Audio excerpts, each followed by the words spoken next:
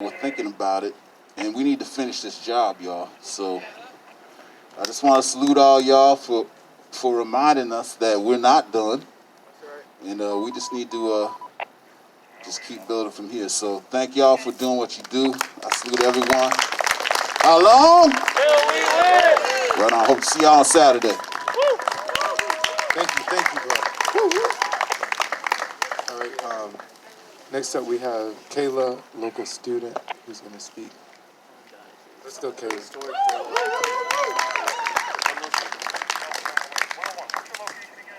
I had a lot of words to say, but before I came here, I forgot today was even Sunday.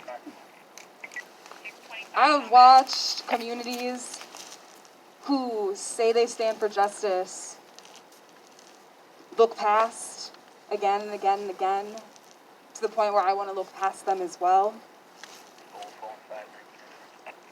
There was nothing more freeing to be in a space in which we sat there and sat in our hope and in that prayer for a better future, but to also in that same space be saying, fuck the police.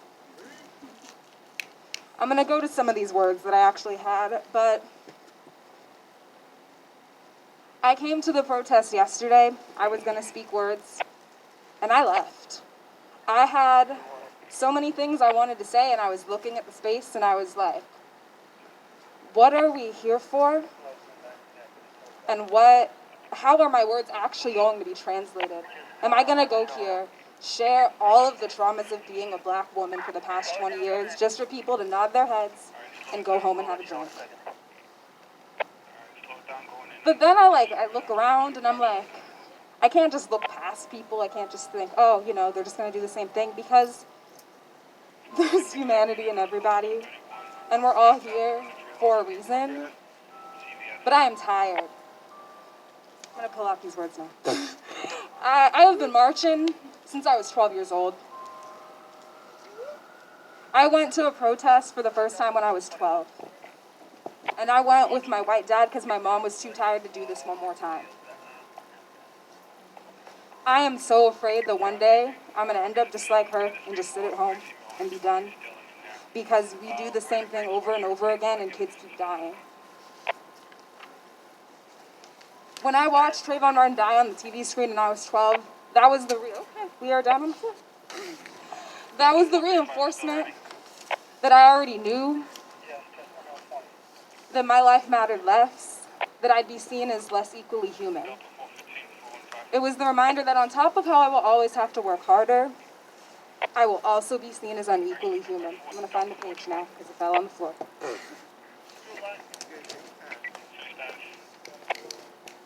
The page is found.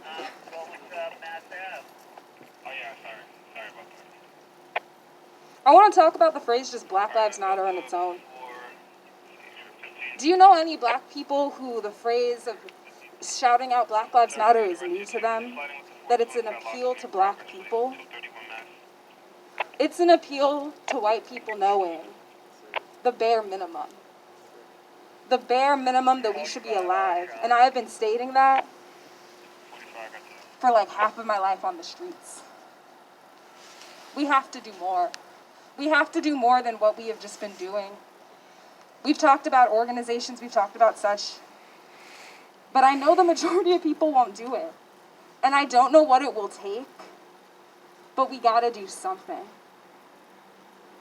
I have sat in so many protests where we just recount the same thing that happened. We all know what happened. We all know what's wrong. But I don't think we all truly know what to do. It is beautiful to come and see people standing here. It is beautiful to see solidarity and unity. But what does that actually mean? Because I know there's a lot of people who have stood in spaces where some people are making demands that they don't agree with, so then they just go home and they don't go to an organization.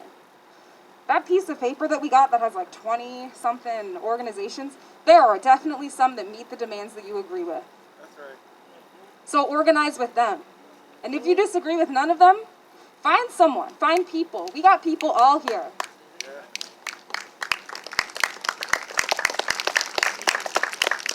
I have watched leaders on Twitter and Instagram get clout over black people dying. How do you commodify black people dying for your bank account? Is that what we are here for? No. We shouted the whole way for a couple minutes. Ain't no power like the power of the people, because the power of the people don't stop. We stopped. This entire winter we stopped. And I've watched people stop and stop and stop. And I believe that we need to keep taking to the streets. I believe that we need to keep doing what we do. But we gotta keep doing other things too. We can't keep sitting around posting the same 3 infographics on Instagram thinking we're gonna change the world.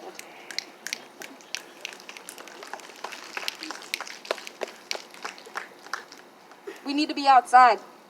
If the excuse was that it was cold, it's not gonna be cold for a long time. What does posting those things do? What does being here do for you? I want to sit with that question actually for a moment. What does being here do for you? I think we all need to figure out our why. Because I know for some people that I know, the posting, the coming to the annual protest, it's a checkbox. It crosses off a checkbox and it soothes your guilt. And then you feel like you did the thing for black people when black people keep dying. I think I had other things here, but I don't know how much of it I even want to say. Because the truth of the matter is I'm just really tired. I watch the same things happen, the same reactions happen, and then we go home. So something needs to change. I'm going to close out with a poem that I read that I think just really speaks to right now. To the push and the pull of having hope while there's pain and feeling hopeless, but still looking forward. I'm going to open up the book now.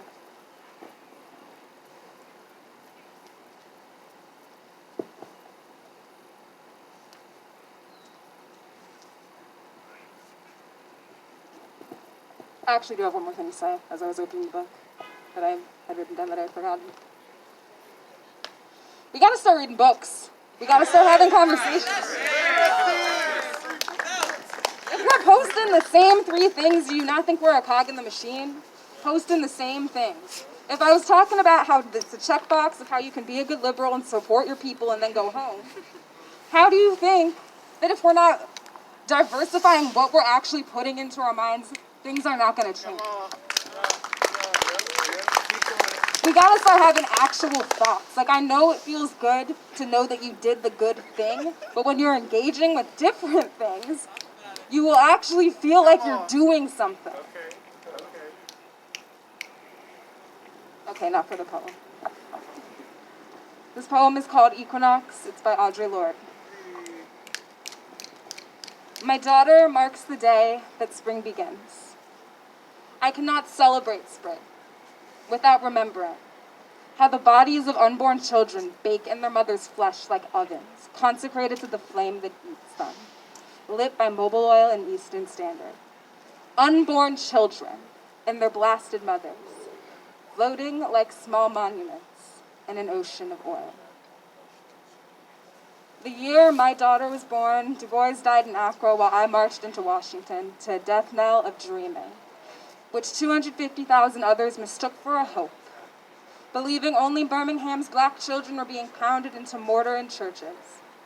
That year, some of us still thought Vietnam was a suburb of Korea.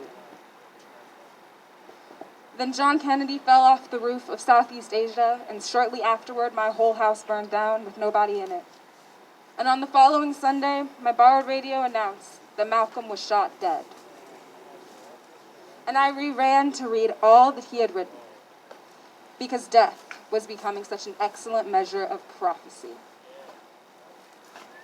As I read his words, the dark mangled children came streaming out of the atlas. Hanoi, Angola, Guinea-Bissau, Mozambique, Phnom Penh merged into Bedford, Stuyvesant, and Hazelhurst, Mississippi, haunting my New York tenement that terribly bright summer. While Detroit and Watts and San Francisco were burning, I lay awake in stifling Broadway nights afraid for whoever was growing in my belly. And suppose it started earlier than planned. Who would I trust to take care that my daughter did not eat poison roaches when I was gone?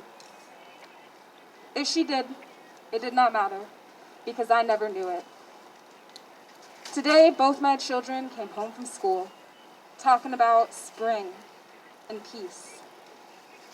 And I wonder if they will ever know it. I want to tell them that we have no right to spring, because our sisters and brothers are burning. Because every year the oil grows thicker, and even the earth is crying. Because black is beautiful, but currently going out of style. That we must be very strong and love each other in order to go on living. That is all.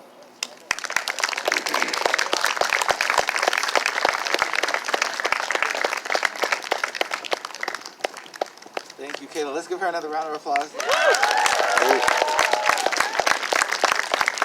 Let's give Audrey Lord a round of applause. All right, so next up we are going to have Gabby Ballard, who's an organizer with the Answer Coalition. So give it up for Gabby.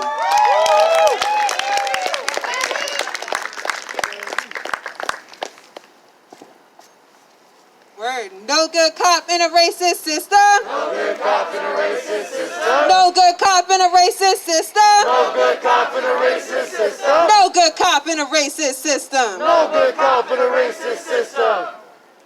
Grief and mourning are filling our streets to the brim. As winter jerks to a halt and the buds of spring arise, so too do we see the budding rage of demonstrators across the nation once again. So just by a show of hands, how many of y'all were out here last year at those demonstrations? Okay, we got a good number of folks. For how many folks is this your first rally or march or anything? We got a few people? Yes, excellent. We encourage that growth. Whether this is your first or 50th demonstration, this last week alone has been a harrowing reminder of all of the work that we have still left to do to truly defeat white supremacy in this country. And your presence here can be inspiration. It can be a necessary component in the struggle against this brutal violence rooted in exploitation. I mourn, but I am here, and I will fight for you.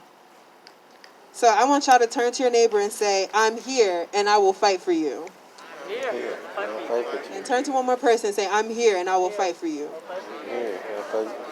And I know that many of us may know the story, but I just want to make sure the record is clear, because hundreds of thousands of replays of George Floyd's death, of his murder, are haunting the news waves and social media feeds.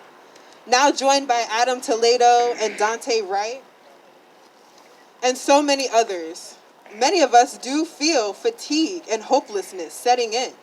However, we cannot allow the robust, complex, beautiful lives of George Floyd, of all of these victims, be lost in a hashtag or a spectacle or an infographic like Kayla mentioned. Like exactly what you said. It's not just about these infographics and sharing things on Instagram. We will not allow the election of Democratic Party candidates pacify our rage. Nor will we wait idly by for more lives to be senselessly stolen from us, right? We remember the 400-year-long history that contributed to the vicious theft of these lives. And if our goal is to protect and heal each other, our children, and our land, we have to indict and convict not only Derek Chauvin, not only all these killer cops, but the entire system that produces and employs them. Despite us all having seen George Floyd murdered in cold blood, in broad daylight, only now do we see Chauvin being put on trial. And there's a lot of media outlets, like big dominant media outlets, saying that it's the system on trial. We know the capitalist system is not going to put itself on trial. This system, as was stated before, this system may try and sacrifice Chauvin and make him seem exceptional. But let's be very clear. Chauvin is not a stain. He is an exemplar. He is the police as the institution personified. Chauvin was involved. Derek Chauvin was involved in many violent incidents before the murder of George Floyd, including 6 fatal shootings. 3 of them were police shootings. And on top of that, there were 10 complaints filed against him to the city's Civilian Review Authority and the Office of Police Conduct.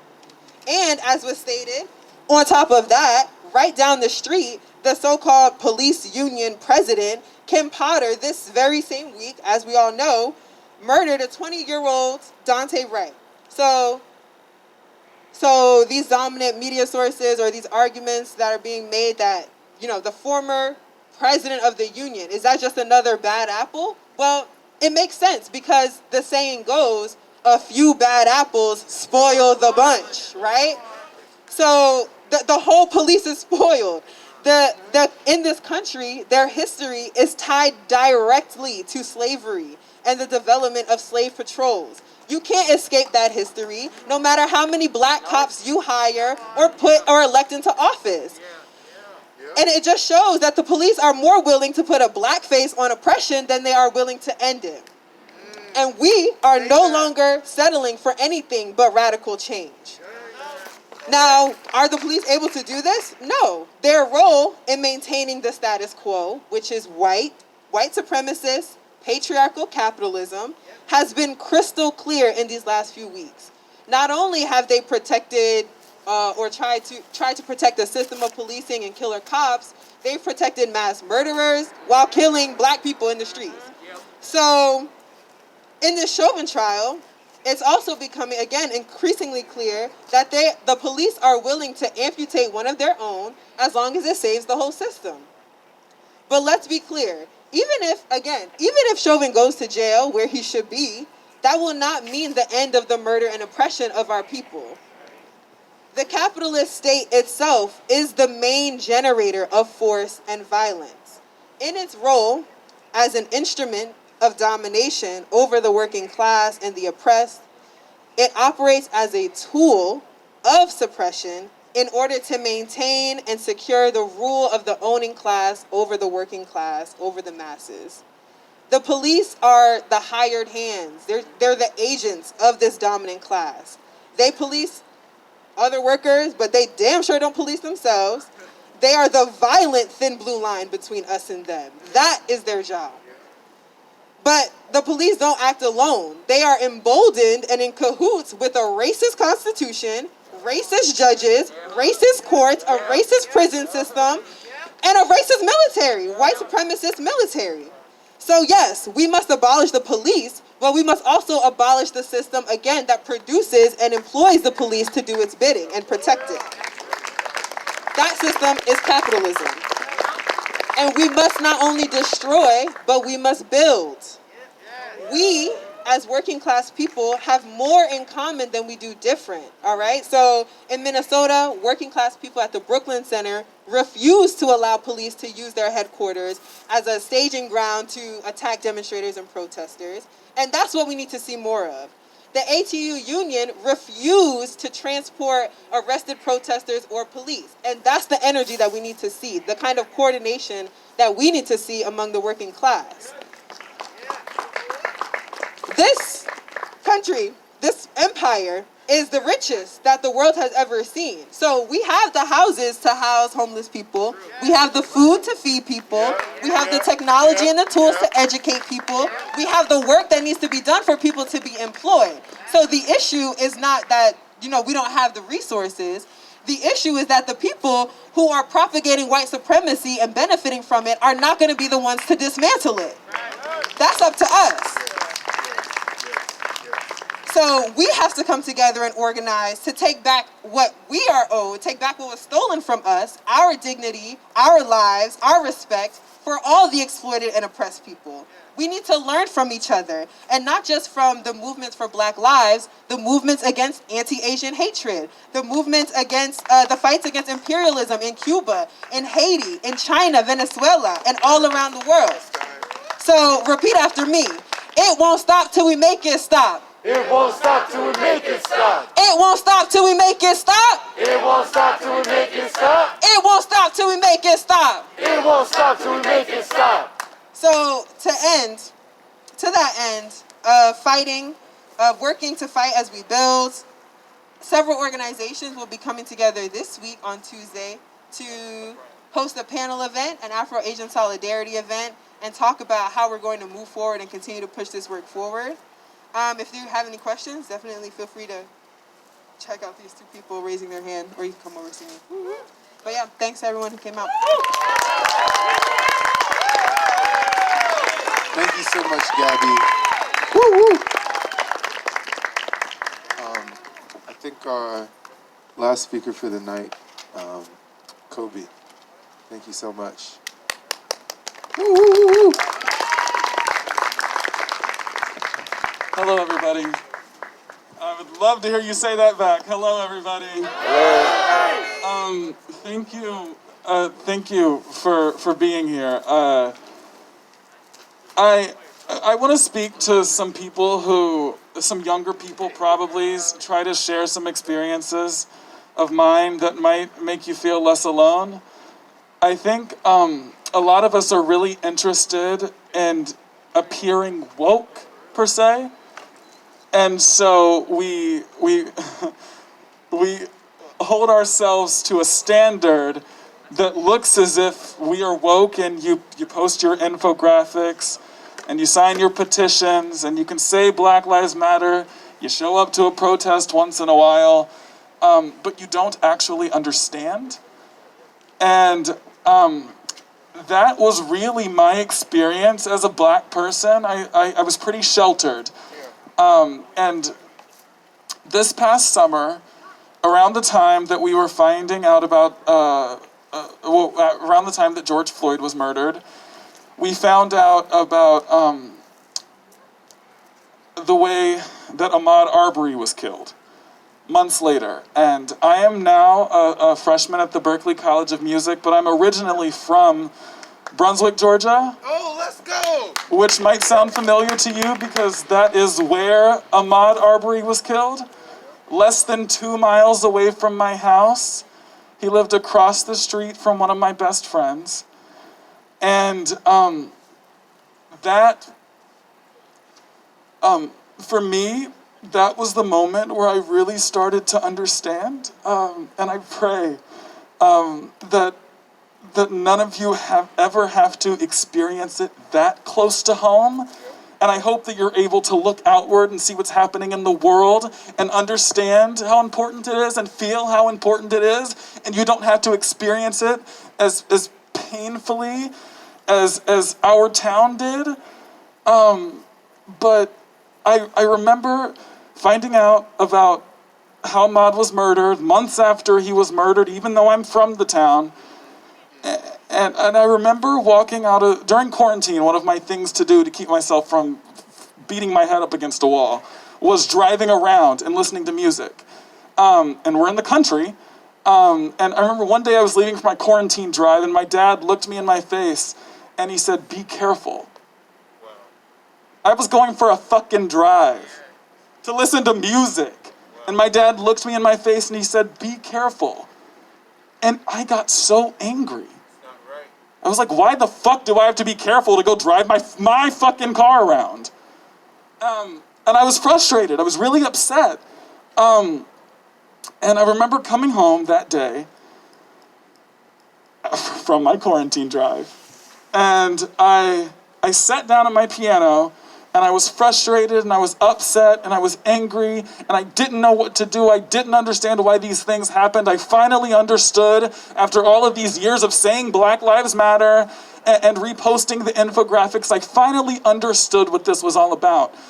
And it's about using our voices in the best way that we can. It's about pooling together and being loud standing in solidarity with each other, but actually doing something. Not just sharing your infographics. Share your infographics, but do something else. Do something more. It's more than that. These are actual issues that harm actual people. It's more than just appearing woke. It's more than just signing your petitions and feeling like you did your part. It's about standing up. It's about being loud. It's about dismantling this system. Because Derek, that's his name. Derek is not no fucking bad apple. Derek is the poster child. Derek is not a bad apple. His ass is what should be the damn picture next to the police in the fucking dictionary. That's what they do. Say that. That is what they do. Bad apple my ass. So I went home that day, frustrated. I sat down at my piano and I wrote a song. And the chorus went, how long do we have to wait for change? Watch our brothers fall, tired of feeling outraged. We are not your target. Hear this. We are not your target. This is not a firing range. Our bodies aren't your firing range. White man, we are not a threat. You don't have to feel afraid. Thank you.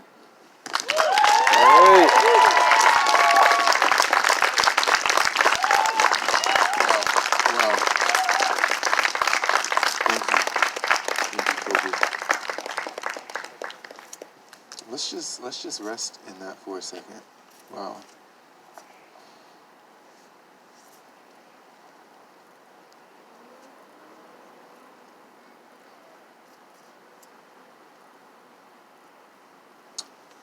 So we're gonna wrap it up.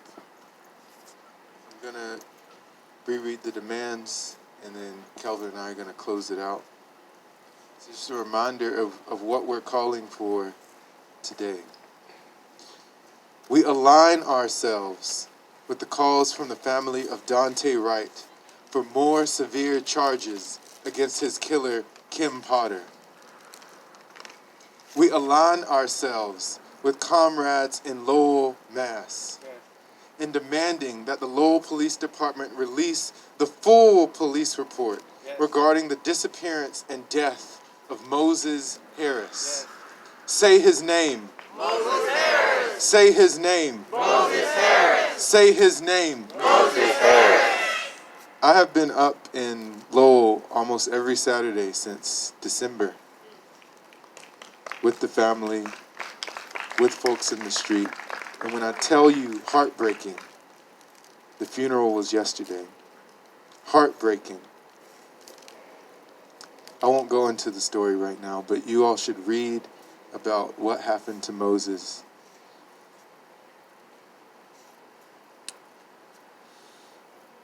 We align ourselves with the demand of the Boston Unity March, calling for all the cases of police brutality to be reopened and the officers involved to be prosecuted to the fullest extent of the law. And the demand that the cases of Uzamaha Rahim, Terrence Coleman, Burrell Ramsey White, Dennis Reynoso, and Santos Lavoy, and all victims of police brutality and murder, and that the officers involved are indicted, tried by an independent prosecutor, and prosecuted to the fullest extent of the law. We align ourselves with the demand of the Boston Unity March, calling for the defunding, demilitarization, disarmament, and disbandment of the police, and demand the immediate disbandment of all police departments in the greater Boston area, followed by the rest of Massachusetts, and that they are replaced with community-led public safety systems. We said reimagine public safety. We align ourselves with the assertions of the Combahee River Collective, realizing that the liberation of all oppressed peoples necessitates the destruction of the political economic systems of capitalism and imperialism, as well as patriarchy.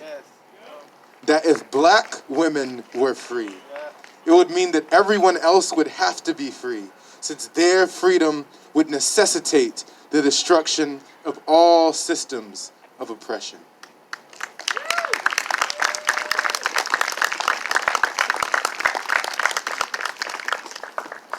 Thank you, Corbin. Every space I walk into, I try to bring Toni Morrison with me. She is a writer that awakened me to a lot of things that I was sleeping on. And we all may be sleeping on many things. So I just want to mention what Kayla said earlier. Read a book. It will do you well. You have to confront something on a page that somebody else is thinking to really understand where you stand, what you believe in, what you think. I encourage everyone to read Toni Morrison. If you've never read her, maybe don't start with Beloved, but get to Beloved. It's a great book that talks about really what it was like to be enslaved right after, quote unquote, emancipation. What does that mean? What does that look like? There's a lot of character she explores. What is it like to be a black man? What is it like to be a black woman? What is it like to be a white man? What is it like to be a white woman in this time, in this country, with that context? What I want to read from her now is an essay that she wrote at a time where she was feeling very down, very, what she kind of calls depressed a little bit. When we see the news, when we see these things happen, they break our heart. But it's really important that we don't stay in the breaking. So I want you to repeat after me. This is how she closes her piece that's called No Place for Self-Pity, No Room for Fear. This is precisely the time when artists go to work. Precisely the time when artists go to work. This is precisely the time when artists go to work. This is precisely the time when artists go to work. There is no time for despair. No time for despair. Despair means a loss of hope. Despair means a loss of hope. Sorry, that's my words. But it's really important to understand. It's okay to feel hurt. It's okay to feel pain, but we cannot allow ourselves to feel despaired.